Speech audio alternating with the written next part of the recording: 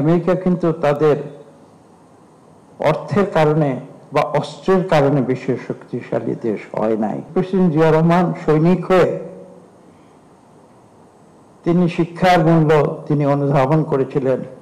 তিনি উপলব্ধি করেছিলেন যে বাংলাদেশের প্রতিটি মানুষকে ন্যূনতম শিক্ষা অর্জন করতে হবে। অথচ যারা নিজেদের জনগণের দল বলে দাবি করে, আওয়ামী লীগ অর্থ কি? আওয়ামী তো বাংলা শব্দ না, উর্দু শব্দ নাকি? জনগণ। তো সেই জনগণের দলের যারা নিজেদের জনগণের দল বলে প্রচারিত করে, তারা কেন জনগণকে অশিক্ষিত করে মূর্খ করে রাখতে চেয়েছে? কেন তারা এদেশের শিক্ষা ব্যবস্থাকে ধ্বংস করেছিল? এই গল্পটি সম্পূর্ণ করতে আমি আজকের পৃথিবীর প্রেক্ষাপটে যে সত্যটি যোগ করব, সেটি হচ্ছে যে আজকে দেখুন পৃথিবীর বিভিন্ন স্থানে সংঘাত চলছে। এই ইরান, ইসরায়েল, আমেরিকার কথাই ধরুন না কেন, আমরা দেখছি যে আমেরিকা হুঙ্কার দিচ্ছে, ইসরায়েল হুঙ্কার দিচ্ছে। আমেরিকা হুঙ্কার দিচ্ছে কি কারণে?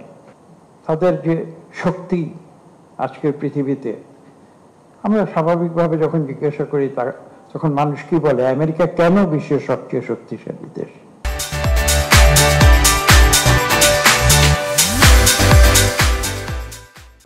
আমেরিকা বিশ্বের শক্তিশালী দেশ কারণ তারা অস্ত্র শস্ত্রে বিশ্বের সবচেয়ে শক্তিশালী। তারা অর্থের দিক থেকে বিশ্বের সবচেয়ে, সেই কারণেই তো তারা হুমকি দেয়, এটাই বলবে কাউকে প্রশ্ন করে।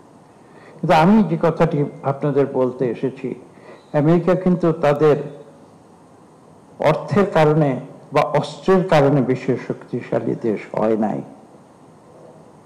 তারা বিশ্বের শক্তিশালী দেশ হচ্ছে যে কারণে, সে কারণটি হচ্ছে এই যে আজকের বিশ্বে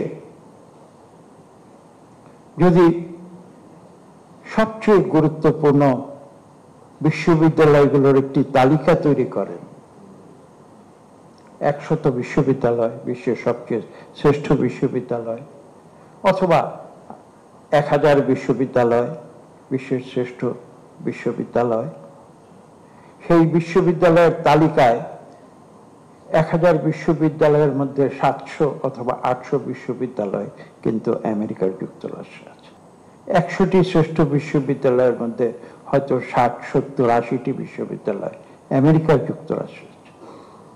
এবং আজকে বিশ্বের যে সবচেয়ে শক্তিশালী দেশ যুক্তরাষ্ট্র হয়েছে, আমেরিকার যুক্তরাষ্ট্র হয়েছে, সেটা তাদের ট্যাঙ্ক, গোলা বারুদ, যুদ্ধ বিমান সেই কারণে নয়।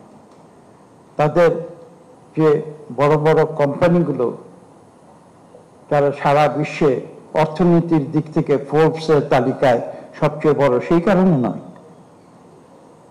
আমেরিকা আজকে বিশ্বের সবচেয়ে শক্তিশালী শক্তি একটি মাত্র কারণে, সেটা হচ্ছে যে তারা লেখাপড়ায় বিশ্বের সবার উপরে রয়েছে।